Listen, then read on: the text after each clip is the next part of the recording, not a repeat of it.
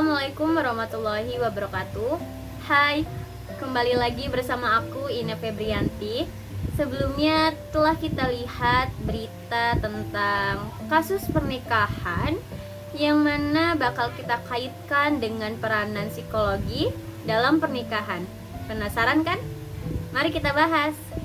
Salah satu cara kita untuk mengetahui kedewasaan seseorang melihat dari sisi psikologisnya, yang mana seseorang yang dapat mengendalikan emosinya dapat juga untuk bisa berpikir dengan baik. Berkaitan dengan masalah ini, sebelum kita menentukan calon pasangan kita, sebaiknya kita jangan mendasarkan pada perasaan dan emosi, tetapi pada kemampuan berpikir. Namun, kita juga tidak dapat menghilangkan sisi emosi kita. Karena tidak dapat dipungkiri bahwa cinta merupakan hal yang mendasar dari perasaan dan emosi. Jika kita menggabungkan dua hal tersebut, tidaklah baik jika tidak digunakan secara baik untuk memikirkan langkah-langkah selanjutnya. Pada pembahasan kali ini, saya akan sampaikan apa aja sih pentingnya dalam pernikahan faktor psikologis tersebut. Yang pertama, kematangan emosi dan pikiran. Pasti kita bertanya nih, apa sih kematangan emosi dan pikiran itu? Kematangan emosi dan pikiran merupakan hal yang saling berkaitan, yang mana jika kita memiliki kematangan emosi dan pikiran, kita dapat mengendalikan emosi yang akan membuat kita dapat berpikir secara matang, berpikir secara baik dan objektif sebelum emosi menguasai diri kita. Berikut beberapa contoh jika seseorang memiliki kematangan emosi dan pikiran.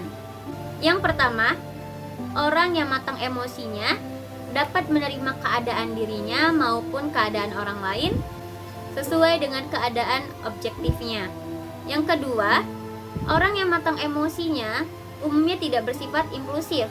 Ia akan memikirkan segala sesuatu sebelum bertindak. Yang ketiga, orang yang matang emosinya dapat mengendalikan emosinya dengan baik, juga mengontrol ekspresi mukanya. Yang keempat, pada umumnya orang yang telah matang emosinya akan bersifat sabar, penuh perhatian, serta memiliki toleransi yang cukup baik. Yang kelima, orang yang telah matang emosinya akan mempunyai tanggung jawab yang baik, dapat berdiri sendiri, dan menghadapi masalah dengan penuh pengertian. Yang kedua, sikap toleransi. Emang penting ya sikap toleransi dalam sebuah pernikahan? Tentu saja penting, karena dengan adanya sikap toleransi dalam sebuah pernikahan mampu untuk bisa saling menerima, memberi, dan tolong menolong. Tidak hanya salah satu, tetapi pada kedua belah pihak, yaitu suami dan istri. Untuk bisa mempunyai sikap toleransi memang bukanlah hal yang mudah, namun harus ditumbuhkan, dipelihara, dan dibiasakan. Jika rumah tangga bertahan tanpa adanya toleransi satu dengan yang lain, akan menjadi sumber masalah. Kenapa bisa? Karena pernikahan pada umumnya harus saling menyesuaikan, yang mana keduanya harus rela berkorban dari kepentingan pribadi menjadi kepentingan bersama, yaitu keluarga yang akan dibentuknya. Yang ketiga, sikap antara suami istri. Apa sih sikap antara suami istri tersebut? Maksud dari kalimat ini, yang mana merupakan hal yang penting dalam hubungan, karena dalam keluarga kita harus bisa saling menghormati, saling bertukar pendapat, saling mencurahkan apa yang kita rasakan untuk bisa mendekatkan hubungan antara suami dan istri. Sikap saling ini dapat kita laksanakan kalau masing-masing pihak dapat menyadari sepenuhnya tentang keadaan masing-masing, yang dapat membuat suami istri saling memahami satu sama lain. 4. Sikap pengertian antara suami istri.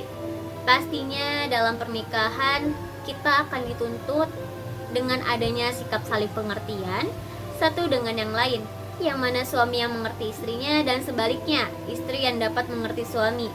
Jika keduanya tidak saling pengertian atau tidak saling mengerti, akan menimbulkan pemikiran dan asumsi bahwa salah satu pasangan kita tidak dapat memahami kita, yang mana akhirnya akan membuat hubungan suami istri ini tidak baik. Maka, lebih baik jika keduanya saling mengerti akan kebutuhan masing-masing dalam hal apapun. Yang kelima adalah sikap saling menerima dan memberikan cinta kasih. Apa sih maksudnya hal ini? Mungkin kita bisa melihat dari pasangan yang telah membangun rumah tangga yang cukup lama menjadi berantakan karena hal ini. Kenapa bisa? Mungkin karena kedua belah pihak tidak mengerti apa yang dibutuhkan pasangan, sehingga pasangan tersebut mencari orang lain untuk memenuhi kebutuhan mereka. Sebelum terjadinya hal tersebut, lebih baik pasangan yang telah membina rumah tangga yang cukup lama atau hal apapun itu, disarankan ada baiknya pada waktu tertentu suami dan istri perlu pergi berdua tanpa anak-anak untuk dapat mengenang kembali apa yang telah mereka lalui selama ini. Dengan ini, secara tidak langsung akan mempererat hubungan suami istri. Dan yang terakhir nomor 6, yang mana sikap saling mempercayai. Tentu saja dalam sebuah pernikahan, kita harus mendasari dengan rasa kepercayaan. Kenapa harus begitu? Ya karena jika tidak adanya rasa kepercayaan pada suatu pernikahan, maka yang ada hanyalah rasa curiga dan asumsi yang tidak benar. Semua hal ini dapat membuat rasa tidak tentram dalam kehidupan rumah tangga yang akan dijalankannya. Memang memberikan dan menerima kepercayaan merupakan hal yang sulit, tetapi bukan berarti hal yang sulit tidak dapat kita laksanakan. Dan untuk mendapatkan kepercayaan dapat diperoleh dari apa yang diperbuat itu sama dengan apa yang dikatakan. Yang ingin saya sampaikan, pernikahan adalah perjalanan yang panjang yang mana melibatkan banyak sekali aspek. Salah satunya aspek psikologis dan emosional. Faktor-faktor seperti kematangan emosi, toleransi, komunikasi, cinta kasih, dan kepercayaan adalah fondasi yang sangat penting dalam membangun rumah tangga yang sehat. Ketika Anda merasa kesulitan dalam mengendalikan emosi, berpikir secara matang, ataupun tidak bisa menerima perbedaan, ingatlah bahwa ini adalah kesempatan untuk tumbuh dan belajar. Tidak ada pasangan yang sempurna, dan setiap konflik adalah kesempatan untuk memperkuat keikatan kalian. Dalam setiap argumen, cobalah untuk saling mendengarkan dan memahami pasangan.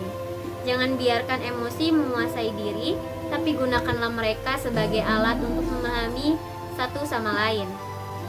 Sikap toleransi adalah kunci dalam mengatasi perbedaan, dan ingatlah bahwa ketika Anda menikah, Anda tidak hanya membawa perasaan Anda, tetapi juga bagian dari perasaan pasangan Anda. Penting juga menjaga komunikasi terbuka dan jujur antara suami dan istri. Jika Anda merasa kesulitan, bicarakan perasaan dan kebutuhan Anda. Ini adalah cara baik untuk saling menghormati dan memahami satu sama lain. Di dalam pernikahan juga, tentu saja kita memberikan dan menerima cinta kasih. Jika kita merasa kurang dihargai atau kurang dicintai, komunikasikanlah perasaan Anda kepada pasangan Anda. Ingatlah bahwa Anda adalah pasangan seumur hidup dan Anda perlu merawat hubungan Anda seperti yang Anda lakukan pada hari pertama Anda jatuh cinta. Terakhir adalah kepercayaan, yang mana merupakan fondasi yang memegang semua ini bersama. Jika Anda merasa tidak percaya satu sama lain, cobalah untuk memperbaiki ini. Percayaan memerlukan waktu untuk dibangun, tetapi bisa saja sekejap hancur. Dalam menghadapi pernikahan, ingatlah lagi untuk selalu berusaha dan bekerja sama. Karena pernikahan yang sehat adalah hasil dari kerja keras dan komitmen bersama. Sekian dari saya penjelasan tentang faktor psikologis dalam pernikahan, yang mana bisa kita kaitkan dengan kasus sebelumnya yang telah kita tampilkan. Banyak sekali kasusnya, bukan? Dan mungkin dalam pembahasan ini, dalam video ini, bisa bermanfaat bagi kalian yang ingin menjalankan rumah tangga. Oke, saya akhiri. Wassalamualaikum warahmatullahi wabarakatuh. Bye-bye.